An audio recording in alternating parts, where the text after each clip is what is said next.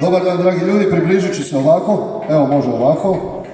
Hvala vam puno, čujte, prirodu je Bog stvorio, a Bog je pravedan i pošten. Za razliku od situacije koja se događa na ovim, ja bih rekao, ne polu, nego nelegitimnim lokalnim izborima, Bog je pošten, on je makao kišu da bi ja mogao reći par minuta velike riječi.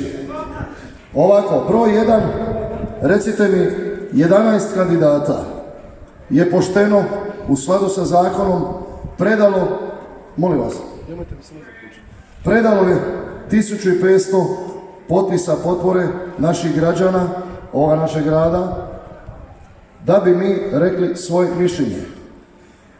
Mene su, puno stvari su rekli, ovo, na kraju dolazi na moje. Ja nisam pričao nikakvom antagonizmu. Rekao sam, i jučer se pokazalo dok su neki bili na TV Jadran, neki su u prazne stolice ostavili, othitali, gdje? U Zagreb.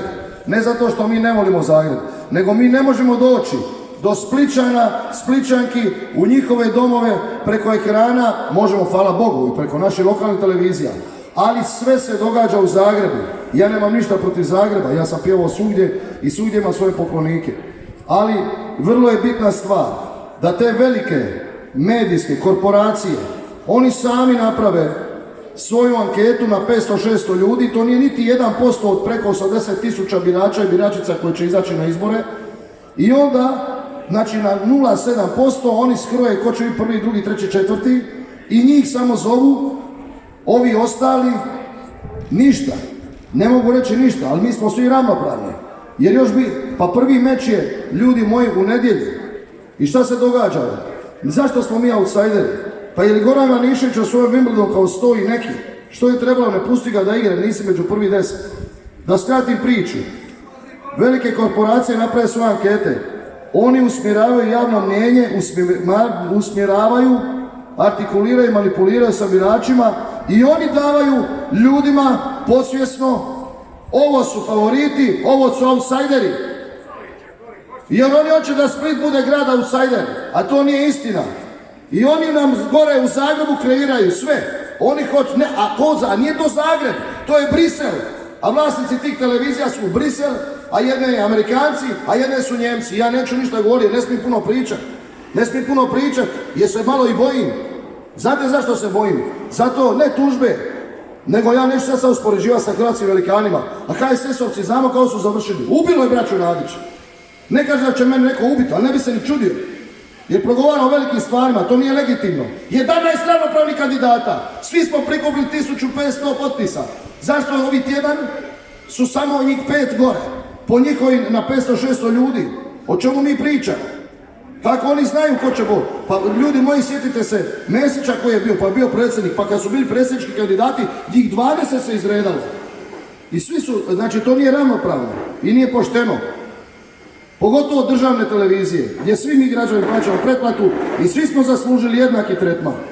I ja ovo govorim u ime gospode i drugih stranaka koji u navodnim njihovim anketicama imaju manje posto. Vidit će se sve na tim izborima našima sad, pa će se onda vi pravi stan. Ja poručujem biračima, ne nasjedajte da s vama upravljaju ko s ovcama koje tjeraju u torove. Nemojte nasjedati na te stvari. Vi po svom izađite na izbore, po svom osjećaju, pameti, srcu, duši i zdravom razumu glasajte. Pustite vi favoriziranje. I šta se još događa? To je broj 1. Broj 2 je jedna stvar također vrlo bitna.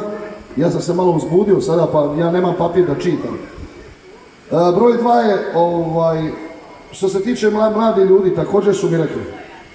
Ja bi mlade ljude pozvao, i buntovnike, i one sve ljude koji su bijesni zbog ove situacije, da upravo izađu na izbore i da prepoznaju Sinišu Vucu na čelu HSS-a, koji će biti njihov ispušni ventil i odušak za nezadovoljstvo. Ja nisam političar, ja sam antipolitičar. Ja se upravo borim zbog svega ovoga što se događa. Zbog ovog nakaradnog sistema, jer ova država ide u svemu onome što nije dobro. Jedna stvar je bitna, također svi govore omladina, zadržimo omladinu. Jučer sam bio s građanima pričam. Jedan momak, mladi poduzetnik, inače sportaš, kickboksač, a poduzetnik, njegova djevojka je prije 5 godina završila fakultet, a radi u kozmetičkom salonu koji nema veze sa nema veze sa njezinom strukom za koju se mučila 5-6 godina na fakultetu. Ja bih rekao mladim ljudima, slušajte mladi ljudi, svijet je otvoren, ja sam prošao cijeli svijet. Ako ovdje ne možete naći posao, pa šta ćete napraviti? Šta ćete napraviti? Jer kakva je situacija stoji, ja pozivam ne da ostanete na drači kamen, stina, kora, kruva. Koga to zanima? Pod krinkom domoljublja zadržavaju mlade. Zašto? Da bi mladi radili za njih. Za njih koji žive od politikanstva, ne čak ni od politike. A ja bi mladima poručio, ma idite brate u svijet, zaradite pošteno svoju mirovinu, pa se vratite za 50-60 godina, ako išta ostane od ove domovine nazad. Znači, omladino pamet u glavu, izište na izbore, a poslije bez straha i griženja savjeti. Otiđite negdje, zaradite nešto. Otiđite, zaradite nešto pošteno za sve školovanje, što ste radili. Ne da vam se rugaju ovi lijenčine neradnici. Oni se vama rugaju zato što vi hoćete bolje za sebe. I danas sutra za vašu obitelj. Zaslužite mirovinu, pa se vratite u domovinu, u svoj zavičaj sa 60 godina. A dok ste mladi, idite što prije, idite što dalje. Šta će vam ovakva država gdje je sve namješteno? Sve je namješteno. Od ovog festivala iza moje leđa do izbora koji će biti za 3 dana. Sve je namješteno. Živimo u svijetu namještenom. Može neko reći uco lud. Zašto je Hrvatska najskuplja država? Zašto naša Slavonija, Slavonci, ja znam jer su mi prijatelji, idu kupovati hranu u Mađarsku, idu kupovati hranu u Bosnu, Hercegovinu, Posavinu? Zašto ljudi idu presađivati kosu u Mađarsku? Zašto ja kupujem iPhone moje čerki u Švicarskoj? Gdje su 5 puta veće plaće, u Švicarskoj 40% tehnika jeftinija. Zašto je u Njemačkoj hrana 40 i nešto posto jeftinija?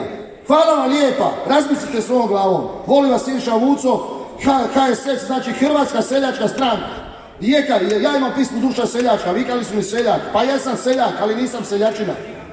A seljak nije ružno biti. Seljaci su zdravi ljudi, poljoprivrednici. Oni krvare na svojoj zemlji. Nije Hrvatska samo 4 grada, Zagreb, Split, Rijeka, Osijek. Hrvatska su i manja mjesta, i ruralna, i naši Hrvatska su one sinjsko zapušteno polje, i slavonske ravnice koje niko ne obrađuje. Zato šta, nek oni govore, nemojte vi gledati ko govori, o šta govori. Vi ćete gledati one kandidate, oni 4-5 favorizirani. Pa meni su draži ovi gospoda jučer što su s menom bile, ja ću nabrojiti po imence. Meni je simpatičniji Grković, Benzon i oni mali desničari. Zašto? Pa samo neka Kosovca govore ljudi. A mi smo outsideri, jel, a favoriti se takmiče ko će lažna više obećanja dati. Svaćate me, neću imena njihova govoriti, ali mogu i reći, mogu i reći, tu sam pričao s nekim. Evo recimo Puljak. Meni je onako simpatičan čovjek, ali brate, ti će obi gradonačelnik. On reče brojke, fali je brojku. Brajo, moj tip nauči, brate, meni je lako s brojima, sam završio matematičku školu. Ali treba biti gradonačelnik, evo, treba imati gard. Vidite, mene strah, svašta reče, ćete mi to staviti u naslov, a sve ovo lipo što sam pričao ćete maknuti. Ali treba imati, osim duše, treba gradonačelnik imati i znate, malo ispod srca, svačate. A Split uvijek ima fajtere, mangupe, temperamentne ljude, znači nemojte zaboraviti, zašto je Hrvatska najskuplja država? Ne u regiji, nego u Europi, za naše građane. Zašto naši mladi bježe? Pa bježe iz potrebe. I da ih se ne rugaju. Ovdje ako se završava fakultet, ti si budala. Ako radiš puno pošteno, ti si budala. I još jedna stvar, treća, razmislite zašto je 11 kandidata. Zašto nisu kao TV Jadran koji bi ja pohvalio, pa su 2 večeri napravili, zbog pandemije korone, jedna večer jedni kandidat, drugu večer drugi. Ali svi su ravnopravno zaslužili. Jer vjerujte mi, kad gledate filmove, nije bitno li Rocky Balboa, je li ovo, pa i u prirodi naš Goran, nekada itekako su outsidere treba poštovati cijeniti. A to su njihovi favoriti na papiru. Hvala vam lipa od srca i Boga da zdravlje. Znači, a kako ću biti po redu za gradonačelnika, nego su me stavili, ajmo reći to je abecedni red, da se malo šalim, broj 11, zaokružite broj 11, a što je i podjednako važno, ako ne još najvažnije, to je da Hrvatska seljačka stranka HSS mora ostati živa, ona mora egzistirati i u Splitu, i u Dalmaciji, i u cijeloj Hrvatskoj. Naša lista je broj 6. Hvala vam lipa i Boga da zdravlja. Živim Bog.